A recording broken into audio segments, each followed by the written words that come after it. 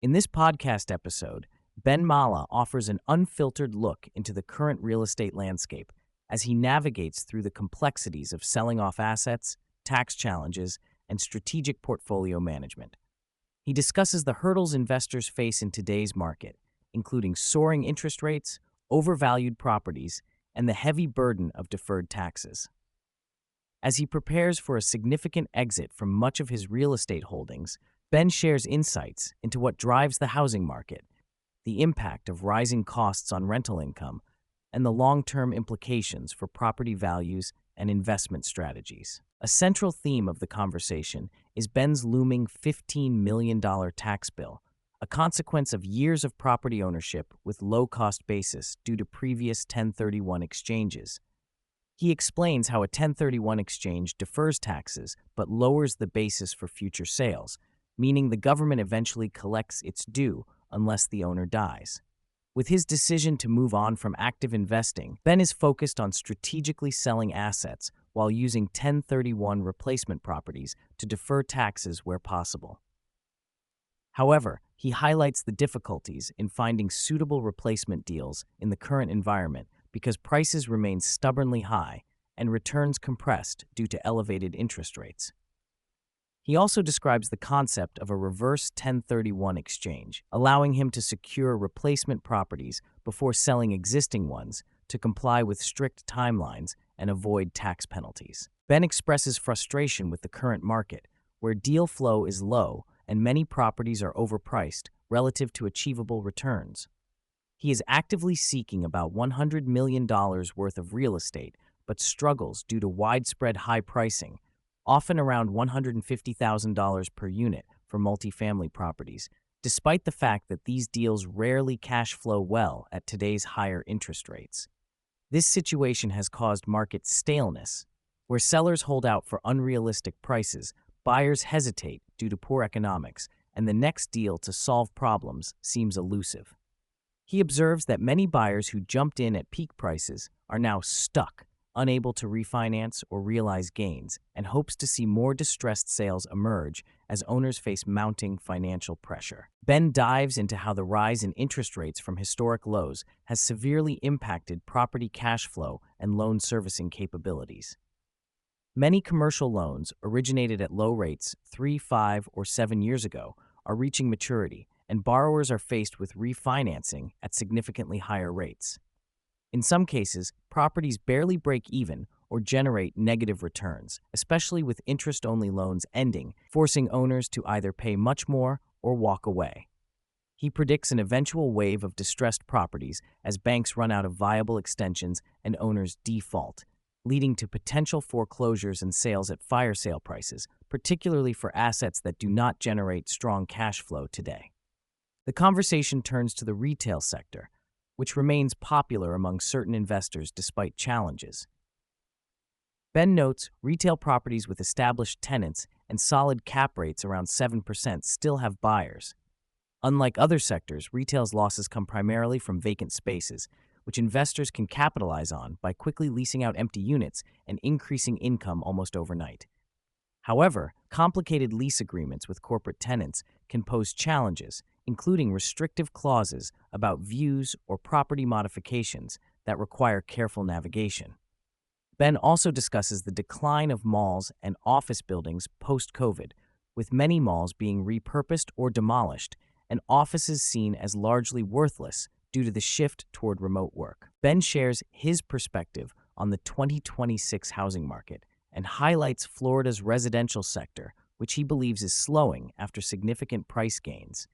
He points out that some areas, especially condos, have seen declines of up to 20% from peak values.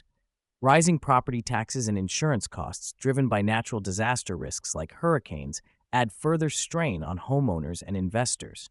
He notes many renters are opting to rent instead of buy, given current mortgage rates that hover around 5.5%, making renting comparatively cheaper once all ownership costs are factored in. Ben anticipates a potential market correction if interest rates remain elevated and economic conditions weaken, but also notes some regions remain attractive due to demand and limited supply. An integral part of Ben's approach involves grooming his children to take over the family real estate business. He stresses the importance of responsibility and hands-on experience over formal education, emphasizing how his kids have proven themselves through real operational roles instead of just theoretical knowledge. Ben relates the story of pushing his son into property management early, instilling discipline, and making sure they understand both the risks and rewards involved. He contrasts this with what he perceives as the limits of employee loyalty and commitment compared to family involvement, stressing that ownership stakes are key to motivation and growth. This transition is part of his larger plan to set up the kids with a robust multifamily portfolio while he steps back into a more consulting and advisory role. Ben explains his current selective investment stance, where multifamily properties remain his preferred asset class due to steady demand for housing. He deliberately avoids office buildings, which he sees as obsolete, and is scaling down his exposure to hotels because they are more operationally intensive and volatile.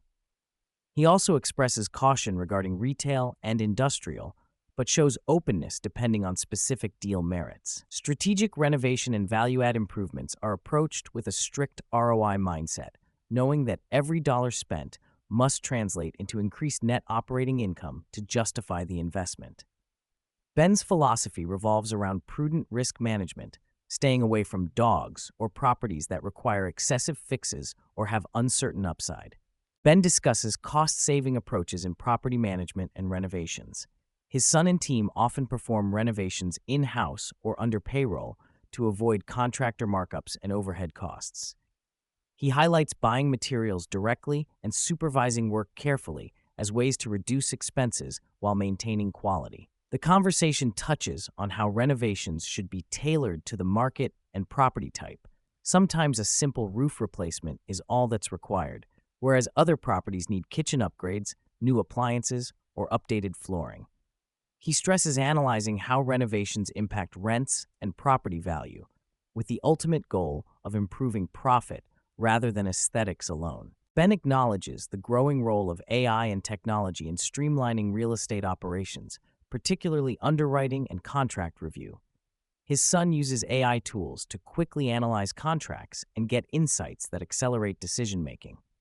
They also utilize AI-assisted design and staging to visualize renovations and improve marketing. Ben believes AI can help identify promising deals faster by filtering large data sets and extracting those matching investment criteria, saving time and effort for investors who would otherwise sift through numerous listings manually. Throughout the episode, Ben returns to the theme of distress and opportunity. He predicts an inevitable influx of distressed properties due to the convergence of higher interest rates, loan maturities, and owners unable to refinance profitably. Banks have so far delayed forced sales and foreclosures, but these extensions cannot last indefinitely. He anticipates the dogs or worst quality assets will surface first, often in secondary markets or prone areas like flood zones. Although some properties look cheap on the surface, hidden maintenance issues and negative cash flows make them unattractive. Ben hopes to capitalize on these eventual opportunities, but remains patient as the market slowly adjusts. The conversation touches on broader economic factors influencing real estate and personal finance. Ben criticizes government inefficiencies and the lack of manufacturing focus in the U.S., lamenting the reliance on importing goods. He also notes that inflation and rising costs squeeze everyday consumers, leading to reduced spending on necessities, as evidenced by higher food and car prices and slowing sales. Regarding property taxes and regulations like those affecting storage units, he emphasizes the need for balance, cautioning that eliminating or drastically cutting property taxes could harm local government services. Ben stresses that careful, moderate solutions are preferred over sweeping reforms. Sharing candid thoughts about aging and lifestyle, Ben reveals his desire to reduce responsibilities and simplify life as he approaches retirement. Despite still managing a vast portfolio, he wants less daily pressure and more time to enjoy his interests like boating. He speaks about downsizing his home, moving out of big family houses, and limiting his asset classes to what his family can manage. Ben also touches on health challenges and weight loss struggles, showing a human side beyond his business acumen. He discusses the cost and upkeep of luxury items like his new yacht and cars, explaining how such assets contribute to his quality of life. Ben's overarching goal is preserving wealth and easing the transfer of assets to his children. He stresses the importance of strategic planning to minimize tax hits, maximize inherited value, and ensure his family is financially secure without his constant involvement. Consulting and advisory work are seen as his future focus, shifting away from active deal hunting. Ben encourages aspiring investors to get involved in real estate at some level as a foundation of lasting financial stability, emphasizing that the business is constantly evolving and requires ongoing learning and adaptability.